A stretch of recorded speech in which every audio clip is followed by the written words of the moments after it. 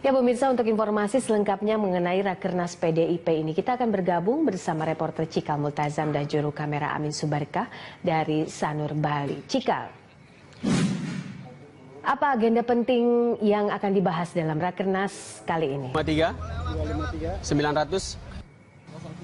Iya, Popi, meskipun Rakernas PDI Perjuangan tahun 2017 ini diselenggarakan secara tertutup, namun setidaknya ada beberapa isu yang bisa saya tangkap ketika saya berada di dalam atau mendengar beberapa percakapan dari kader. Adapun isu-isu yang akan dibahas dan menjadi agenda penting di sini adalah mengenai pemantapan ideologi partai.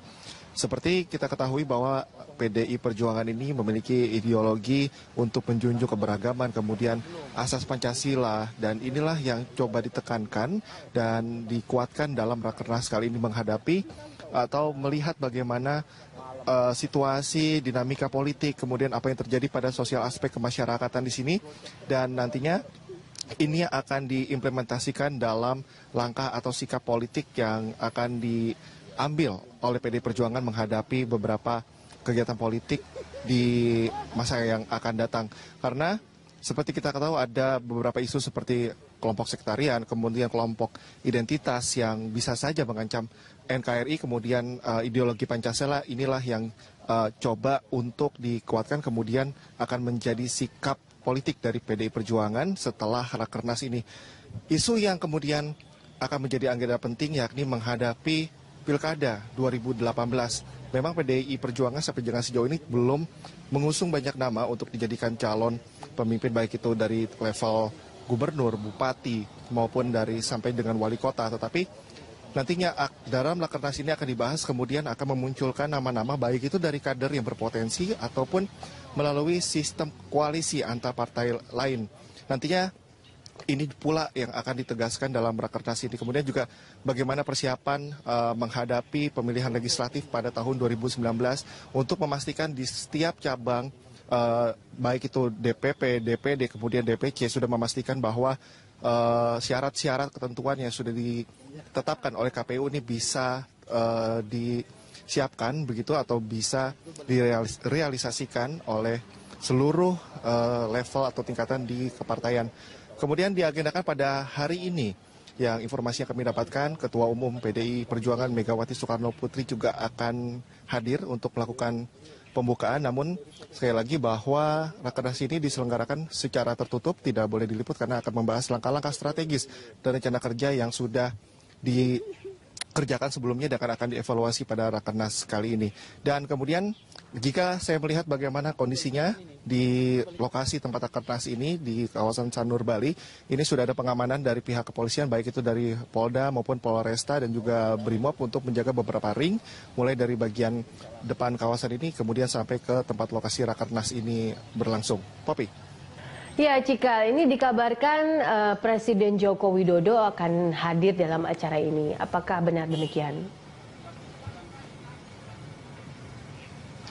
Iya, sebelumnya sempat beredar kabar begitu, dan kami juga sempat menanyakan ke beberapa kader di sini apakah Presiden Joko Widodo yang juga kader PDI Perjuangan akan hadir pada Rakernas 2017 kali ini. Namun informasi yang kami dapatkan pada hari ini, Presiden Joko Widodo tidak akan menghadiri Rakernas tahun 2017 ini karena ada kunjungan kerja ke luar negeri. Namun saya nantinya akan menanyakan kembali apakah Presiden Joko Widodo akan hadir ketika penutupan, karena meskipun Rakernas ini tertutup, namun diagendakan bahwa pada esok hari atau pada penutupan Rakernas ini akan diadakan konferensi pers mengenai poin-poin terpenting apa saja yang sudah menjadi kesimpulan pada Rakernas kali ini. Dan setelah nantinya Ketua Umum PDI Perjuangan Megawati Soekarno Putri memaparkan hasil dari Rakernas ini, juga masih kita tunggu apakah Presiden Joko Widodo juga akan hadir di sini dalam penutupan, terutama jika melihat pentingnya keberlangsungan pemerintah Joko Widodo dan juga pakem-pakem atau sikap politik yang sudah ditanamkan PDIP juga harus sejalan juga dengan pemerintahan yang sudah dijalankan Presiden Joko Widodo. Mengingat urgensinya juga ada, Popi, sehingga kita nantikan saja bagaimana nantinya informasi terkini apakah Presiden Joko Widodo akan hadir pada esok hari. Namun pada hari ini hampir bisa dipastikan Joko Widodo tidak akan menghadiri pada Rakernas kali ini. Popi. Ya baiklah, terima kasih Cikal atas laporan Anda, selamat bertugas kembali. Itu dia tadi pemirsa laporan dari Cikal Multazam dan juru kamera Amin Subarkah dari Sanur, Bali. Pemirsa, Partai Demokrasi Indonesia Perjuangan menggelar Rakernas di Bali pada tanggal 19 Mei hingga 21 Mei 2017. Untuk mengetahui apa saja yang dibahas dalam acara itu, kita akan bergabung dengan reporter Cikal Multazam dan juru kamera Amin Subarka langsung dari Sanur, Bali. Cikal, apa saja yang dibahas dalam Rakernas atau Kongres PDIP hari ini di Sanur, Bali? Iya, Popi, meskipun Rakernas PDI Perjuangan di tahun 2017 ini berlangsung secara tertutup dan sangat tertutup oleh media, namun ada beberapa isu yang saya dengar dan juga menjadi agenda utama pada Rakernas kali ini. Yang pertama adalah ini terkait dengan strategi politik yang akan dilakukan oleh PDI Perjuangan jelang Pilkada tahun 2018 nanti. Dan apa yang menjadi fokus dari yang akan dibahas pada Rakernas ini terkait dengan Pilkada tahun 2018 nanti adalah strategi yang akan dilakukan untuk pemenangan kader-kader yang nantinya akan dicalonkan diusung oleh PDI Perjuangan berkaca pada hasil Pilkada di DKI Jakarta yang beberapa waktu yang lalu.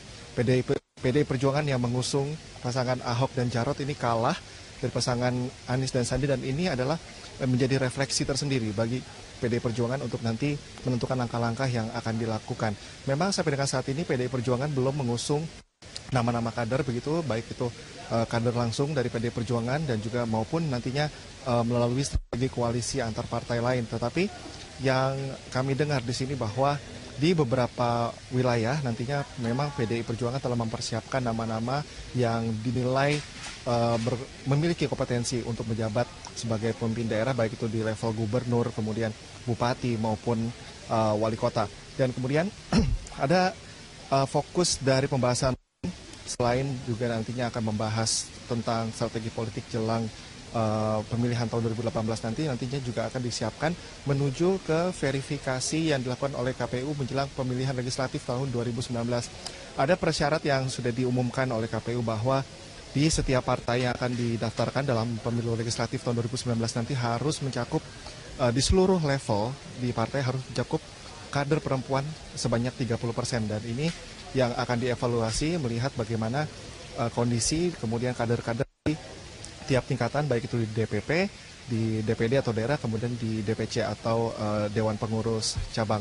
Tadi pada hari ini langsung acara dari Rakernas ini langsung dibuka oleh Megawati Soekarno Putri selaku Ketua Umum PDI Perjuangan dan juga didampingi oleh Sekjen PDIP Hasto Kristianto. Kemudian juga tadi kami melihat ada menteri di Kabinet Kerja. Tadi saya melihat ada Menkumham Yasona Lawli, kemudian Menteri Koordinator Pemberdayaan Sumber Daya Manusia juga Puan Maharani yang juga putri dari Megawati Soekarno Putri.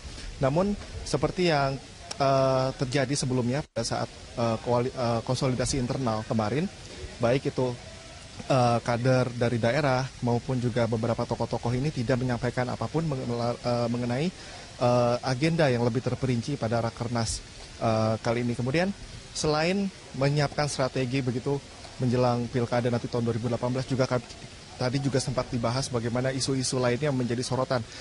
Kita sama-sama tahu bahwa beberapa waktu yang lalu isu mengenai revisi undang-undang Pilkada atau pemilu ini sempat dibahas di DPR dan sempat molor. Begitu seharusnya kemarin bisa diputuskan pada saat rapat paripurna pembuka atau rapat kelima, tetapi diundur hingga hari Senin. Karena kita tahu sendiri beberapa fraksi di DPR ini sempat terjadi silang pendapat begitu. Ada yang mereka menginginkan pilkada serentak nanti pada tahun 2019 nanti tetap dihitung presidensial threshold dan juga parliamentary threshold ini untuk menentukan siapakah nanti yang akan diusung calon presiden dan juga calon wakil presiden yang akan diusung oleh tiap partai.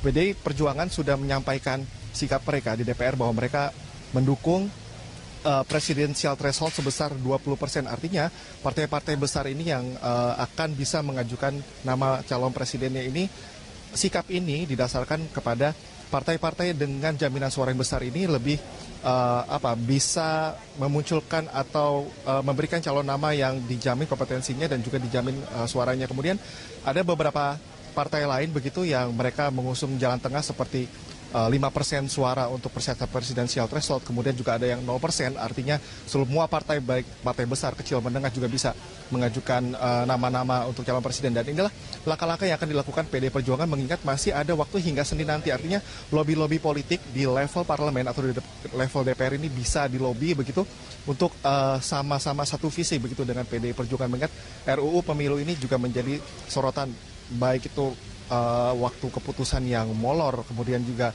perbedaan silang pendapat antar fraksi di DPR.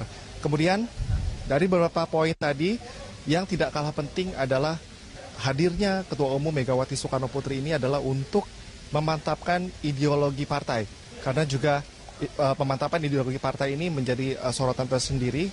PDIP, partai dengan berideologi Pancasila, kali ini memandang bahwa kondisi sosial kemasyarakatan di Indonesia begitu sudah ada kelompok-kelompok seperti kelompok sektarian, kelompok identitas begitu yang bisa mengancam keutuhan NKRI, dan jalannya visi dan visi dari PDIP, ideologinya ini juga harus sejalan dengan pemahaman dari para kader-kadernya. Dan di sini dihadiri oleh di tingkat DPP, DPD, kemudian DPC, kurang lebih 1.500 anggota atau kader dari PDIP ini akan mendengarkan pemaparan dari Megawati Soekarno Putri, meskipun pada saat ini masih berjalan Rakernas ini, dan direncanakan hasil dari Rakernas ini akan disampaikan melalui konferensi pers yang akan dilakukan pada esok hari. Tentunya kita juga sama-sama menarik menunggu, karena banyak sekali isu yang akan dibahas di Rakernas ini, dan besok kita akan sama-sama mendengarkan bagaimana penyampaian atau pemaparan dari hasil Rakernas di Bali ini, yang kemungkinan juga akan disampaikan juga oleh Ketua Umum PDIP Megawati Soekarno Putri. Jadi seperti itu kondisi terkini ya dari Rakernas PDIP di Bali. Popi.